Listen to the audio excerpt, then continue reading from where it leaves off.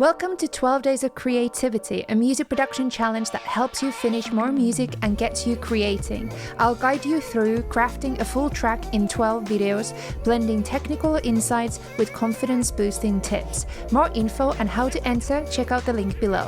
One person will also have a chance to win an amazing gift bundle. Everybody who finishes the challenge will also get some amazing production-related treats, and whoever is the most active sharing their process in social media will get a surprise gift. Big thank you also to the sponsors of this series. Now let's get creating. Day 7. Well done getting this far. And now we will start looking at arrangements. I'm in Ableton Live 12 here, so don't get confused if it looks slightly different. So this is a draft of my submission for this challenge. So this is, I would say, kind of deep house, which usually is quite simple arrangement. So a pop song, you might have A, B, C, B, A type of structure. But on my course, by the way, I do both pop structure and EDM structure. So you kind of see what the difference is. But here we have, I'm going to use the locators to tell you what's where. So this first locator going to be called A. And the A section is all the way from here to here. It's quite long. We have B section. In the middle of B section, we have, so the B section is from here to here. So it's very long. And in the middle of the B section, we have also a drop. And this is, the drop is about this length. And this last section is the B chorus. So this is the structure that I've been using a lot recently. This was inspired also by a tutorial by a fellow content creator called Alice Yilfin F.A. I definitely recommend checking out her tutorials. So she have a tutorial where she talks about energy in arrangement. And this is my favorite way of looking at arrangement nowadays. Energy, what we mean with this is that we locate basically low energy, mid energy, and high energy. So you could also look at it as like you have the higher instruments, like we have the synths or vocal. And then we have the mid instruments, which are very much like synths and pads and maybe violin.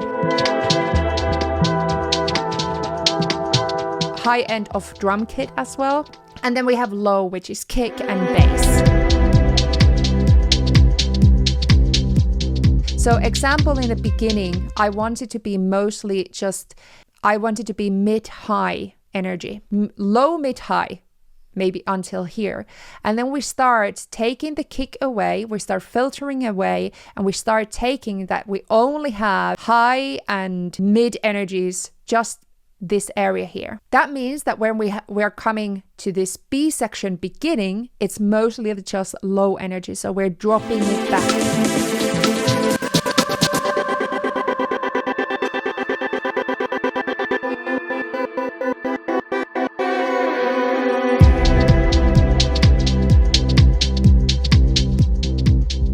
We're growing the energy here. So we're adding a little bit mid. If this was fully just low, we're adding a little bit mid, but not too much high here. And then we drop it again, and we have a drop that the energy drops.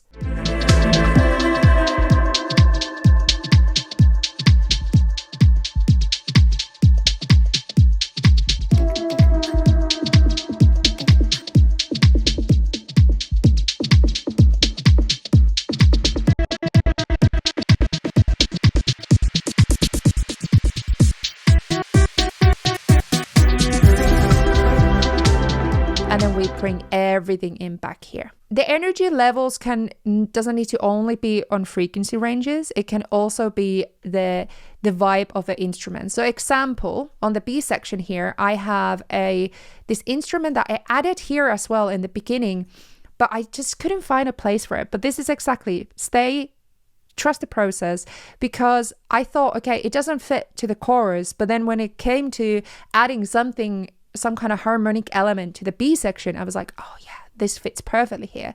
So it's very mellow.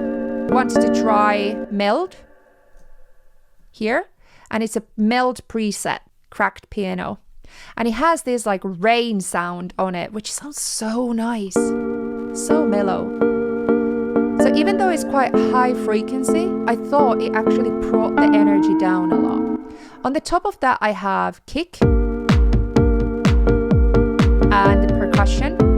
So we just have the rhythm and then this mellow element.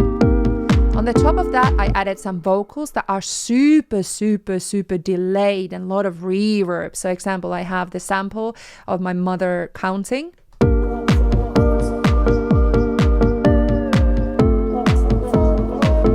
Energy is super dropped. We don't have the bass yet, nothing else, just these. And then the vocals are started to come in and we're bringing more energy to it.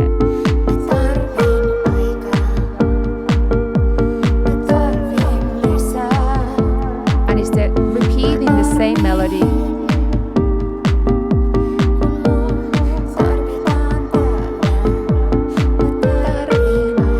It's almost like a mantra.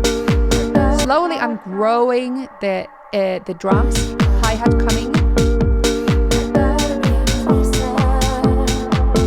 And we also get bass. And also the pipe instrument percussion thing.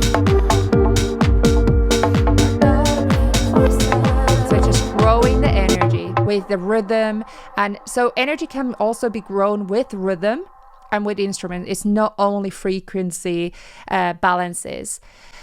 The same thing basically happens in the A section. Sorry, I kind of went like B section first and then A section. The whole track starts only with just drums and just the pipe percussion instrument.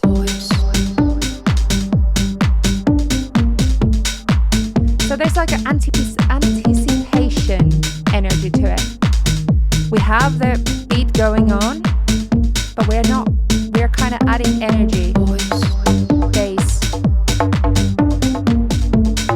So actually this energy here is higher than the B beginning, and we're just growing. So it kind of starts from a little bit higher, goes higher and higher, higher, drops fully, and then slowly we're bringing up the energy all the way to here. And then if we get to the last chorus,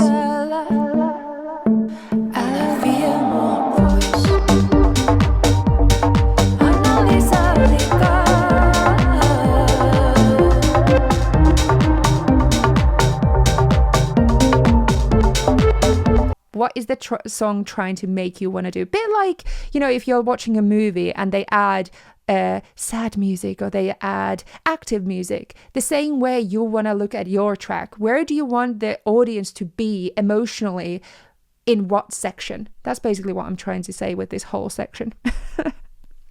Later on in the day 9 as well as day 10, we will look more about the storytelling, lifts and transitions, and how energy can be converted using different tools and how we can build up on that energy. I've been kind of highlighting some of my Patreon community members in this series as a hopefully like an inspiration for you. So this person who I'm showcasing now, she's been part of my Patreon community a bit over a year now, and when she came part of the community, she's not really experienced in music production too much, but now she's making amazing full tracks. She's sharing them. It's amazing to see her development in the community. So this is what we need more, places where we can feel free just to create and just to express.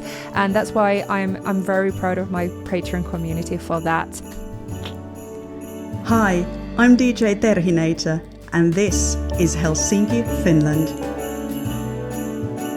I joined the Squirrel Squad about a year ago, and during this time my production skills have skyrocketed thanks to our monthly challenges and the amazing family of kind and supportive producer friends.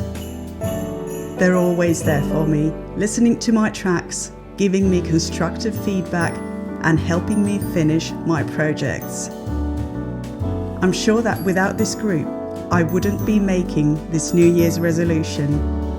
I, DJ Terhinator, will officially release my first track in 2024.